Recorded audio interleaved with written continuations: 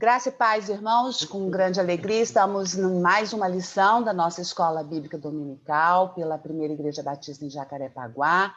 Hoje nós vamos estar falando que Deus age contra o pecado e manifesta a graça e a misericórdia dele em todo o tempo. Que esse seja realmente um tempo de boa reflexão para nós e todos aqui estamos cientes de que a aula está sendo gravada e que ela será apresentada no playlist da nossa igreja. Então, a todos nós, uma boa aula, uma boa edificação mútua, conforme a palavra de Deus nos exorta. Professor Paulo, com a palavra. Pecado. Bom, irmãos, eu queria saber de vocês a definição de pecado. O que é pecado? Por que Deus age sobre alguma coisa? O que é a definição de pecado? Tudo que transgride a lei do Senhor. Bom, e que lei é essa? Lei divina. Oi? Fala, Ivonete.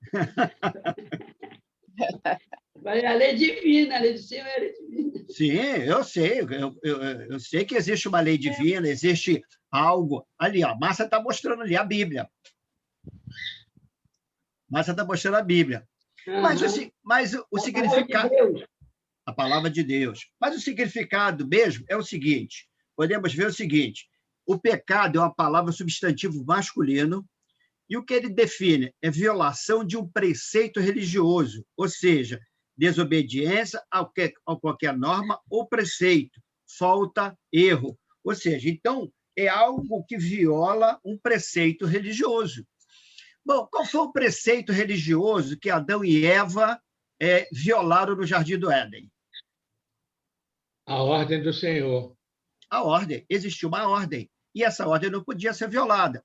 Por exemplo, nós, mortais, somos coordenados pelo Código Civil, pelo Código Penal. E lá o Código diz, ó, você não pode matar.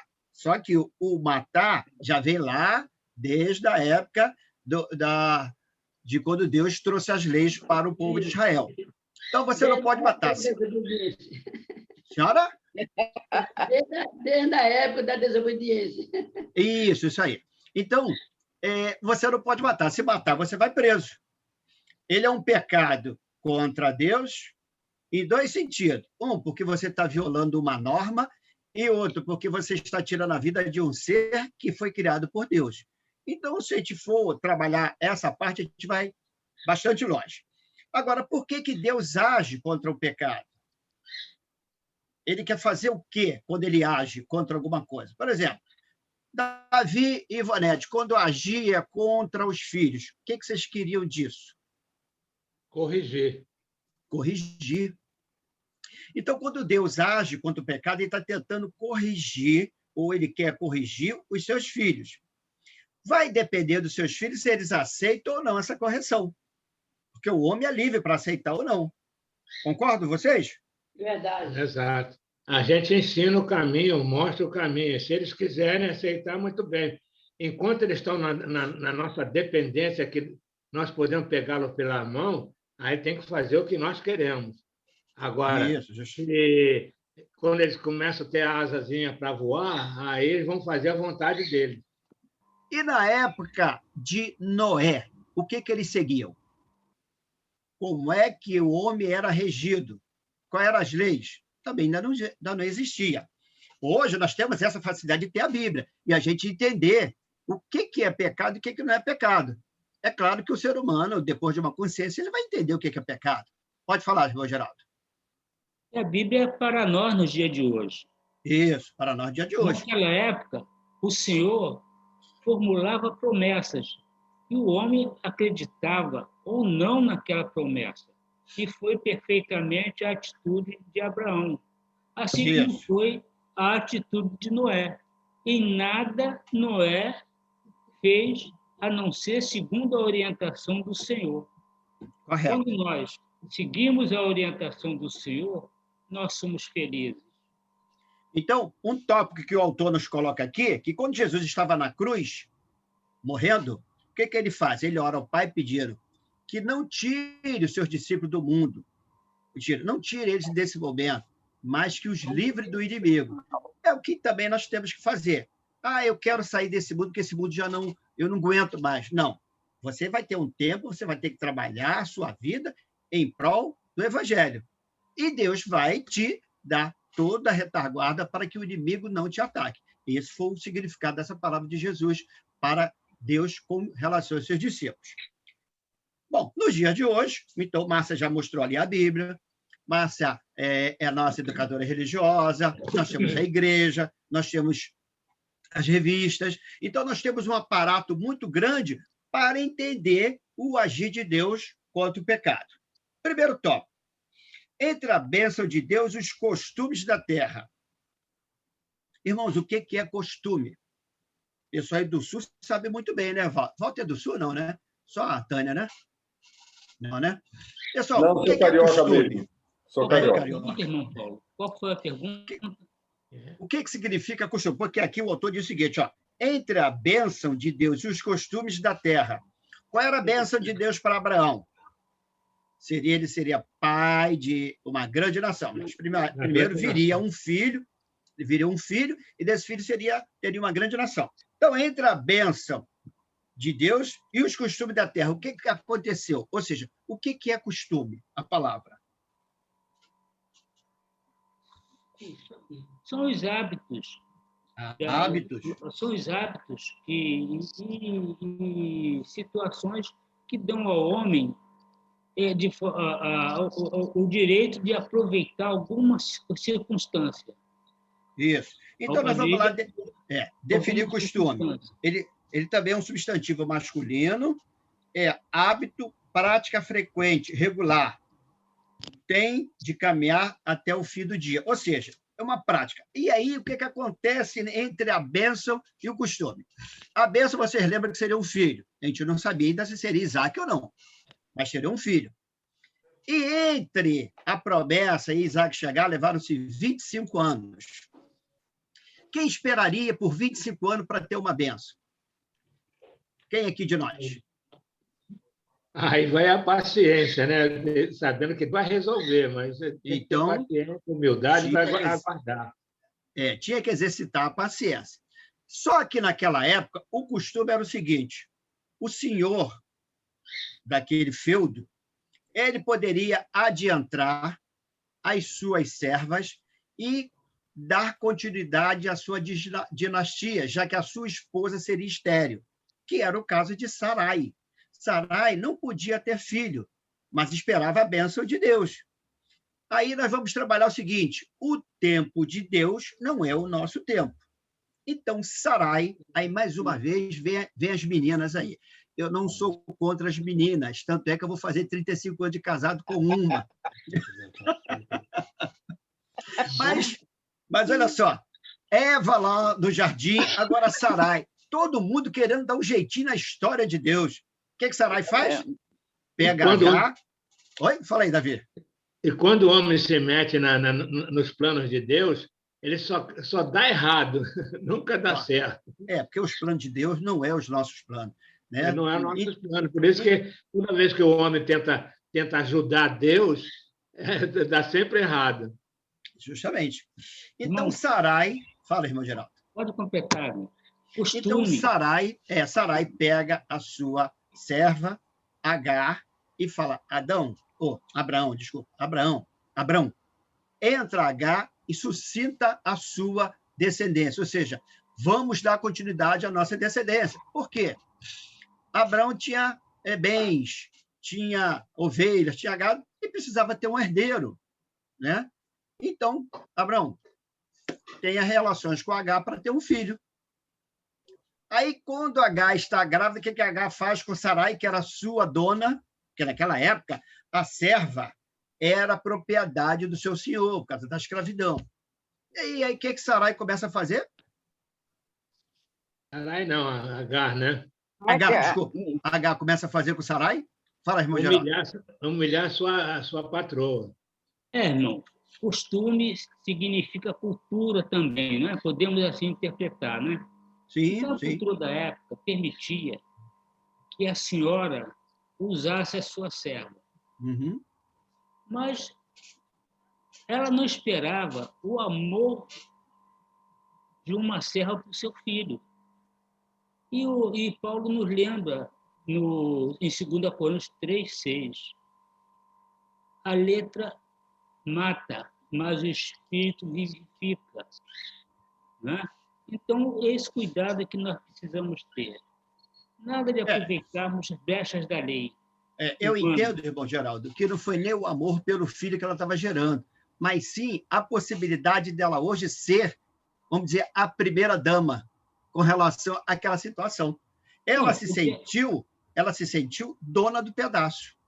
Sim, mas podia até ser esse pensamento de Agar. Mas houve também uma demonstração de amor. Confiada naquele filho, ela teve essa postura. Sim. Mas o grande engano de Sarai foi aproveitar a brecha da lei, né? A brecha da lei. Aí eu não digo nem que ela aproveitou a brecha da lei, não, irmão Geraldo, porque o que acontece? Costume não é lei.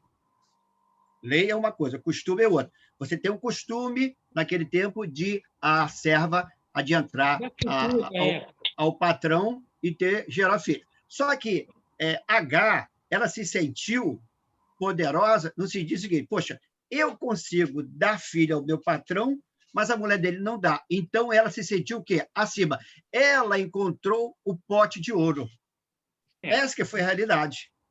E aí começou a instigar Sarai, a pisar em Sarai. Aí Sarai chegou e falou para Adão: olha só, Abrão, desculpa, eu vou falar Adão quase toda hora. Abrão, manda essa mulher embora, porque da maneira que está, não tem condição. Abrão poderia não mandar Agar embora. Mas o amor que ele tinha por Sarai, e talvez lembrando da promessa, ele manda Agar embora. Uhum. Só que Deus, que é justiça, né? Como Márcia mesmo falou lá na nossa lição, que Deus é juízo e misericórdia, ele manda Agar voltar, porque ele tinha um plano para Ismael, que era o filho de Agar. Mas o que nós queremos compreender nesse ponto é quando queremos dar um jeito na história que Deus está conduzindo. Ora, mesmo que passou 25 anos, mas Sarai tinha que ser reticente, tinha que esperar no Senhor. Ah, meu irmão, 25 anos é muito tempo. Eu sei, eu concordo com os irmãos, que 25 anos é muito tempo. Talvez, se nós estivéssemos lá, faríamos a mesma coisa. Mas a promessa era direta do Pai Celestial para Abrão. E eles tinham que confiar. Aí, eu digo, o outro problema do costume, irmão Geraldo. Naquela época, mulher não falava. Mulher não tinha direção própria. Quem tinha toda a autoridade era o homem. Ela poderia ter falado com Abrão antes. Abrão, estou com esse pensamento, o que você acha? Agora, é claro que Abrão também errou em aceitar a colocação de Sarai. Então, nós vemos que lá no Jardim do Éden, Eva fala com Adão, Adão aceita. Ele erra também. Agora, Sarai faz uma coisa que Abrão aceita. Quer dizer, dois casais com problema de relacionamento com relação àquilo da promessa que Deus deu. Pode falar, irmão Geraldo. E Deus fez a promessa a Abraão. Sim. De fazer daqueles que ele gerasse uma grande nação. O senhor hoje está com que idade? Eu estou com 82. Vamos dizer que se eu tivesse chegar aos 83 ou mais. Vamos dizer que se eu tivesse com 90 e a sua esposa com 85 e você já estava esperando 25 anos para vir o primeiro filho. E aí, qual seria a atitude de vocês? Mas justamente como nós observamos no estudo passado, a limitação humana. Não é? A limitação humana também adentrou em Sarai e adentrou em Abrão, e eles praticaram o erro. Essa que é a realidade. Reconhecer suas limitações. Isso. A Jura aqui está me relembrando que eu e ela esperamos 8 anos para vir um filho. Nesses 8 anos, tivemos muito problema, né?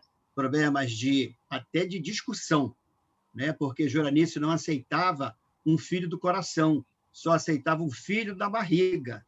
né? Orávamos, fizemos tratamentos, fizemos gastos enormes, mas Deus aprove nos dar um filho do coração. E esse filho chegou com 8 anos depois de casado. Então, as situações, elas são recorrentes. O que importa e o que nós queremos entender aqui é entender os desígnios de Deus, as promessas que Deus nos dá.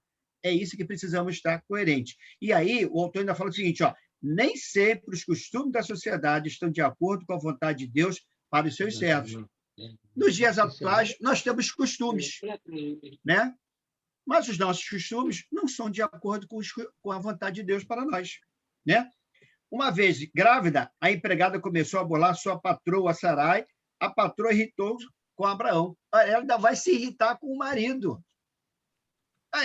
Ela que fez o problema, levantou a situação e ela vai agora descontar no marido. Errado, mais uma vez errou. Então, pois não, quem falou? Então, mais uma vez... Pode falar, Ivonete. Mas também foi ela que provocou a situação, mas o marido também ficou com a quedinha pro lado dela. Isso não tem a menor dúvida. Naquela época, isso era normal. Ela sentiu por causa disso, né? Porque além de ela consentir, ele ainda deu aquela quedinha para o lado da outra. Então, ela teve o direito de reclamar. Nós precisamos ter cuidado com isso. A mulher tem sempre razão. A mulher o quê, Ivonete? Não entendi. A mulher tem sempre razão. A mulher tem sempre... Tá bom. Vou aceitar, Ivonete. Pode falar, Geraldo. Irmão, é uma situação difícil. Eles procuraram unir o útil ao agradável. Sim, nós precisamos ter cuidado com isso, porque se nós pensarmos só no útil e no agradável para nós, estaremos desagradando a Deus e desobedecendo a Deus. Concordo com o irmão. É isso aí mesmo. Aí, o autor ainda fala o seguinte, ó, Deus mostrou misericórdia, revelando-se a Agar, prometendo bênção para o filho Ismael, que lhe nasceria. Por quê? Ismael não tinha culpa da situação que estava envolvido entre a sua mãe Agar e seu pai Abrão. Ele era o único que não tinha culpa. O culpado eram os mais velhos, né? Como a Ivonete aí falou, que a mulher tem razão. Então, a mulher fala, massa. E aí a gente retoma exatamente alguns pontos que a gente vem abordando no relacionamento do homem com Deus, do homem consigo mesmo, no caso, com a esposa e agora com as famílias. O exemplo, né? Como a harmonia, a comunicação, a obediência influencia os relacionamentos uns dos outros. E, novamente, a gente resgata aquela lição muito especial do Casados para Sempre, que são os papéis. Qual é o papel do homem, qual é o papel da mulher? Quando o homem se omite no papel dele de sacerdote, a atitude da mulher acaba sendo aquecida, acolhida pelo homem. Então, quando nós erramos, a gente precisa pensar nos desdobramentos e nas consequências das nossas escolhas. Isso aí. Como Márcia bem colocou no programa de Casados para Sempre, nós colocamos bem em evidência o papel do sacerdote, que é do homem, que ele é o culpado de tudo que aconteceu com a sua família, porque a ele Deus deu a autoridade sobre a casa. Então, se ele aceita o que se vê de fora, ou da própria mulher, ele está errado. Bom, segundo ponto, irmãos, a bênção confirmada por um sinal. Ou seja, qual era a bênção que está sendo confirmada aqui? Nascimento de Isaac. O filho tão esperado, 25 anos. E aí, o que acontece nessa bênção pelo sinal? O nome deles é mudado, Sarai. Eliane apareceu, Eliane. Bom dia. Bom dia. Isso. Sarai passa a ser Sara e Abrão passa a ser Abraão. Então, primeiro, incluindo a multiplicação da descendência de Abrão, a doação da terra de Canaã, a mudança dos nomes do casal, a instituição da circuncisão como sinal do pacto. Nessa circuncisão aqui, eu deixei algo do domingo passado que não tivemos tempo de falar, e eu vou voltar lá o seguinte. Abrão tornou-se a enfocar a promessa da terra. Foi o último tópico da nossa lição passada. Deus formalizou um pacto com ele a respeito, o qual é finalizado no capítulo 17, pelo sinal da circuncisão. Circuncisão está ligada à promessa da terra e não à justificação. Porque vocês lembram o seguinte, Abrão era circuncidado ou não? Não. Não. Abrão não era circuncidado, mas ele teve que circuncidar Isaac. Mas, mesmo assim, Deus fez a promessa. E aí, a partir de Isaac, toda a promessa com o judeu nascido homem teria que ser pela circuncisão.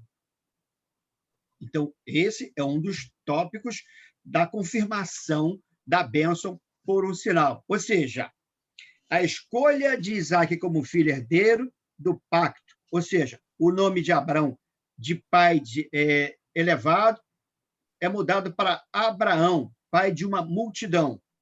E logo após o nome da mulher foi mudado de Sarai, contenciosa. Aí Deus também muda, então, o seu nome de contenciosa para Sara, ou seja, uma princesa. Em celebração ao anúncio de que ela daria à luz a um filho chamado Isaac. Isaac seria o quê? Por que Isaac? O nome de Isaac? É riso, né? Riso. Quer dizer, então, tanto Abraão agora e Sara, com quase 100 anos, iam ser pai. Então, tinha que ter muito sorriso no rosto mesmo. Porque a gente, com 90 anos, para gerar um filho, só pela onisciência de Deus. Porque por nós mesmos não temos mais essa condição. Então, Paulo, pode falar. Aprendemos com esse exemplo de Abraão e Sara que Deus transforma o choro em alegria. Uhum. Transforma trevas em riso na nossa vida. Isso. Né? Correto. Então, os irmãos entenderam quais são os sinais? Doação da terra, a mudança do nome do casal, a instituição da circuncisão e como sinal de pacto. Então, esses sinais precederam a confirmação da bênção. A bênção qual é? Isaac nascer e Abrão ser pai de uma grande multidão, ou de uma grande nação. Porque Deus tinha um objetivo para Israel, que seria uma nação exemplo. E, acima de tudo, há uma pequena frase que não pode passar desapercebida por nós. Então, a sua grandeza conceitual. Serei o Deus deles. Ou seja, dessa grande nação, Deus seria o Deus. Hoje, nós temos judeus messiânicos e judeus ortodoxos. Judeus messiânicos é aquele que acredita que Jesus já veio ao mundo. O ortodoxo ainda espera o Jesus, o Messias prometido, e diz que o que veio é um profeta. Então, nesse ponto, eles ainda estão errando, porque ainda não acreditam que realmente o Messias já veio. E Deus fala, eu sou o Deus Todo-Poderoso. Ou seja, eu sou o Deus Todo-Poderoso que vai suscitar em Sara um bebê, com 90 anos ou 100 anos, não importa. Porque uma mulher, para hoje ter uma gestação tranquila, vamos dizer aí, talvez até os 35, 40 anos, no máximo, depois disso já é um pouco arriscado. Mas naquela época, a Sara já estava com quase 100 anos. Então, os irmãos entenderam qual é o sinal para a confirmação da bênção. Né? Terceiro tópico, a promessa renovada ao meio-dia. Por que é o meio-dia? Tem algum significado isso, o meio-dia? O que os irmãos acham?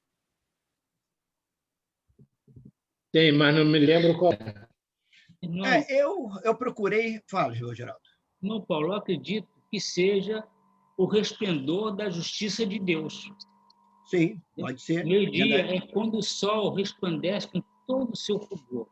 Podemos observar que ao meio-dia, geralmente, o sol, mesmo acima de uma nuvem escura, ele sempre está ali, atuando. Entendeu? Sim. Mesmo com esse resplendor, significa a justiça de Deus para a nossa vida.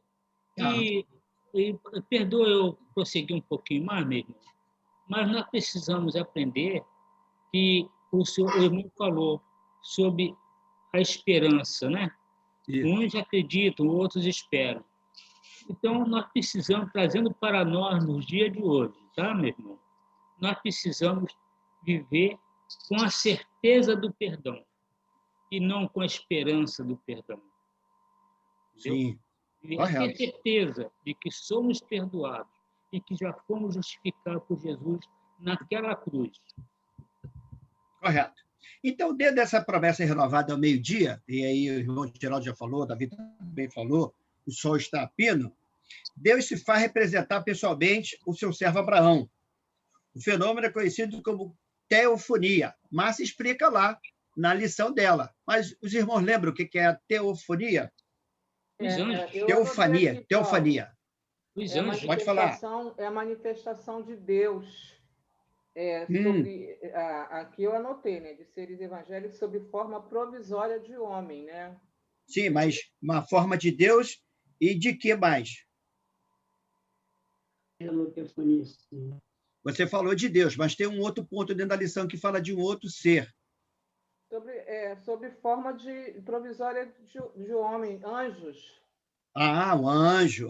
Porque o próprio Deus não veio à Terra. Então, ele veio em forma de anjo. Anjos em forma provisória de homem. Então, esses anjos, eles têm vamos dizer, uma audiência com o patriarca, que é Abraão, e provavelmente é um dos seus momentos de devoção pessoal. E aí, o que eles falam para Abraão? Desculpa. O que esses anjos falam para Abraão? Porque se alguém encontra alguém, principalmente meio-dia, não sol apenas, é claro que ele não estava debaixo do sol. Estava debaixo de uma árvore, refrescando uma macieira, uma mangueira. Destruir Sodoma e Gomorra. Não. O nascimento de Isaac. Eles vêm confirmar o nascimento de Isaac. A promessa. Isso. E quando é que seria essa promessa aconteceria? Depois... 25 anos?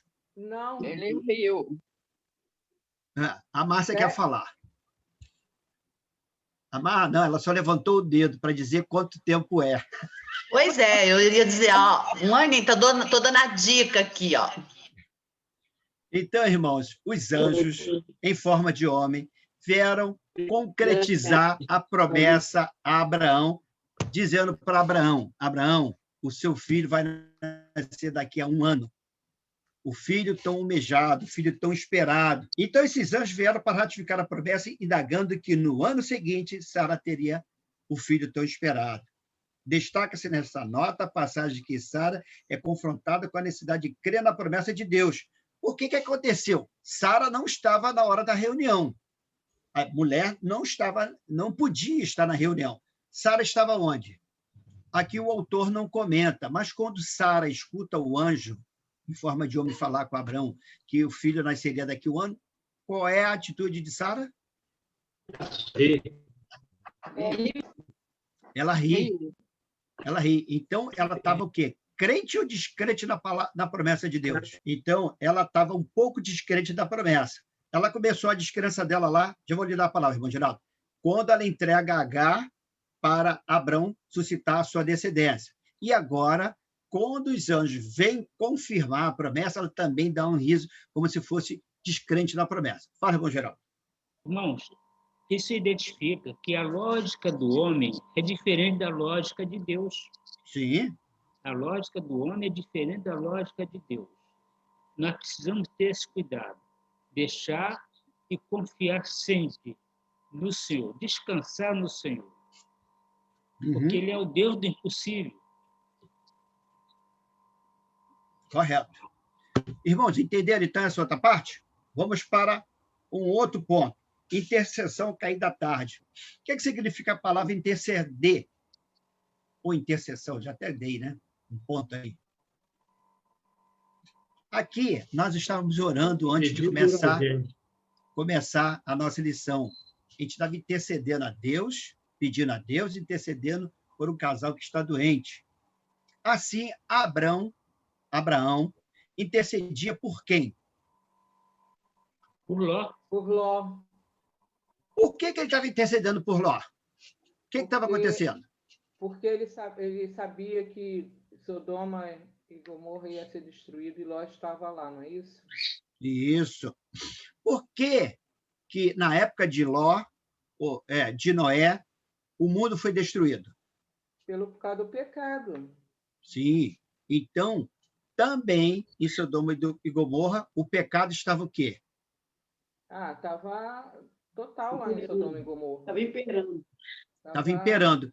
E essa cidade era muito longe de onde Abraão estava? Não. Não. Por que esse problema não chegou até Abraão? Por causa da promessa de Deus. Não, a promessa de Deus era uma coisa.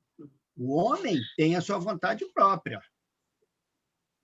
É claro que Ló não estava participando das atitudes que existiam naquela cidade, mas convivia.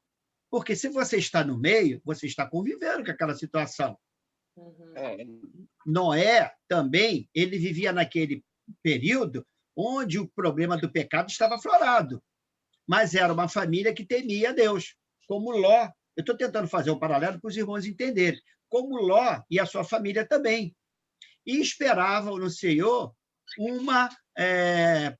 vamos dizer, um livramento, uma mudança de comportamento daquela cidade, coisa que não estava acontecendo. Então, Deus foi dando corda, até o momento que falou, não, agora chega, agora eu vou acabar com esses camaradas aqui. Porque existia a idolatria, homossexualidade, todo tipo de pecado, mas o Deus verdadeiro ninguém queria adorar. Então, só a família de Ló é que estava preservando essa atitude. Mas Ló, aí Abraão intercede, porque Deus falou, vou destruir. Aí Abraão então começa a falar, Deus, se tiver 50 justos, vai destruir? Não, Abraão, não vou. Se tiver 40, não vou destruir. Se tiver 30, aí Ló foi descendo até 10. Mas se vocês contarem, na família de Ló, quantos tinham? Tinha 4. Só 4. 4. Ló, a esposa e 2 filhas. Só 4. Ele, a esposa e as 2 filhas. Isso. Então, Deus parou ali. Até 10, Deus livraria, mas não tinha, só tinha 4. Então, Deus manda os anjos para falar... Só tinha 3, porque a mulher de Ló ficou no caminho. Não, ela ficou no caminho depois. Ela ficou no caminho depois. Mas antes, existiam os 4 que temiam a Deus. Então, Ló já era para ter saído dali. Aí, conjectura do professor. Talvez ele, com uma vergonha, de na época os seus servos terem brigado com os servos de seu tio, não querendo dar agora o braço a torcer, talvez. Ele não quis sair daquela terra antes mesmo dessa destruição. E quando os anjos chegam lá, já vou lhe dar a palavra, quando os anjos lá chegam e fala para Ló o que iria acontecer, e Ló os acolhe, Deus fala para a família, Ló fala para a família, vamos embora, porque isso aqui será destruído. E, na saída, a mulher de Ló, ela olha para trás. O que foi o mandamento? Vocês vão sair e não olhem nem para trás. Deixem tudo.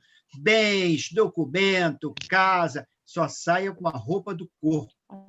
Mas a mulher de Ló, ainda naquele espírito de, puxa, estou deixando meus bens, estou deixando meus carros, meus cavalos, meus bois, minha casa, que eu fiz com tanto sacrifício, eu vou dar uma olhadinha para trás. Quando ela olhou, foi a perdição. Por isso, dona Edith, só saiu 3. Ela ficou no meio do caminho. Fala, irmão Geraldo. Outra vez a desobediência. Desobediência. Outra vez a desobediência.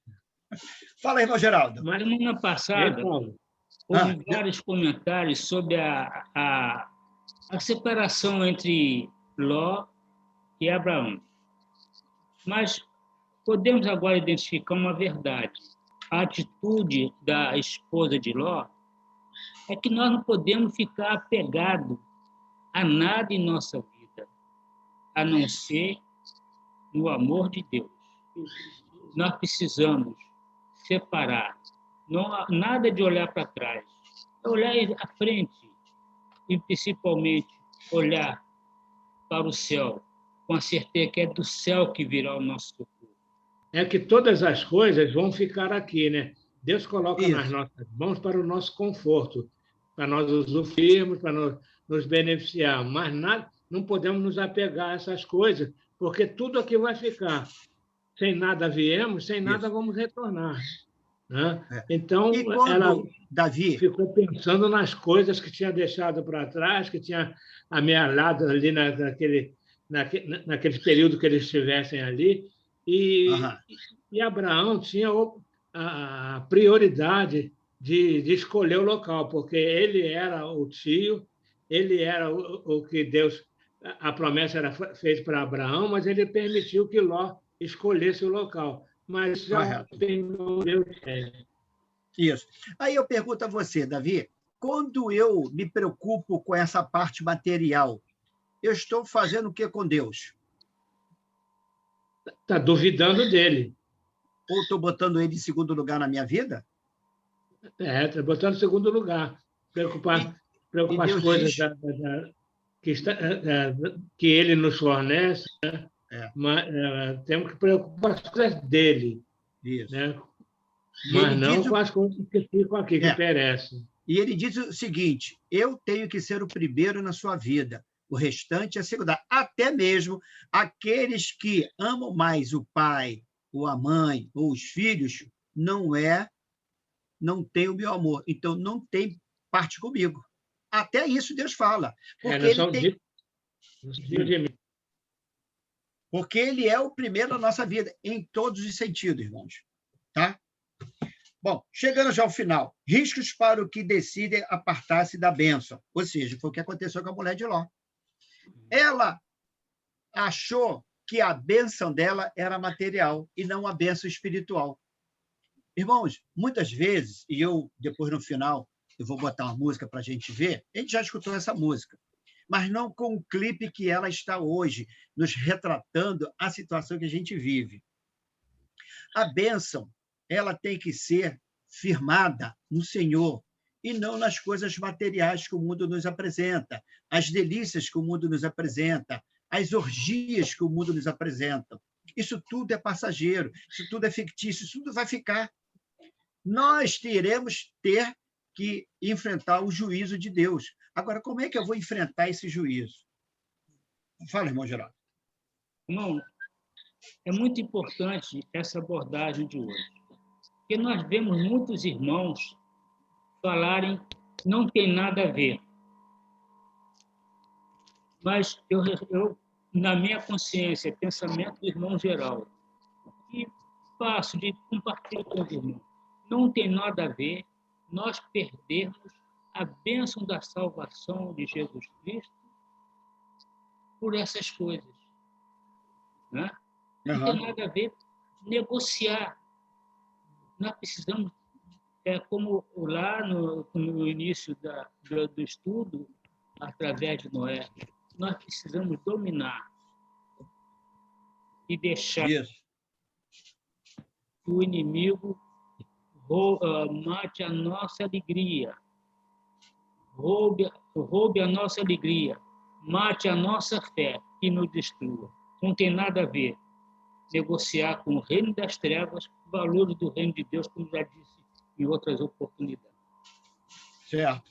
No final desse tópico, o capítulo termina relatando o triste episódio sobre como as duas filhas de Ló mantiveram relações com seu pai para que a sua família fosse suscitada, ou seja, dando início aos povos moabitas e amonitas. Os pecados dos sodomitas, inclusive o homossexualismo, exigiam juízo divino. Os pecados de Ló exigiam disciplina divina. Ele é exemplo de alguém será salvo como alguém que passa pelo fogo. Como Deus é paciente e fiel, mas firme em operar seu plano de redenção na vida de seus escolhidos.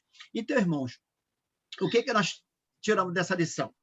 Que o pecado ele está a nos rodar ao todo tempo. Qualquer coisa que a gente pensa, imagina, faz, está relacionado a um tipo de pecado. Nós temos que conviver nesse mundo, sim. O próprio Jesus falou, não os tire desse mundo, mas livre do inimigo.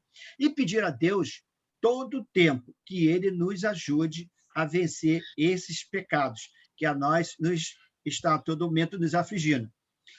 E tentar fazer sempre a vontade de Deus. Eu sei que, carnalmente, a carne é fraca. O espírito está pronto, mas a carne é fraca. Por vezes, nós caímos na tentação de cometer um pecado.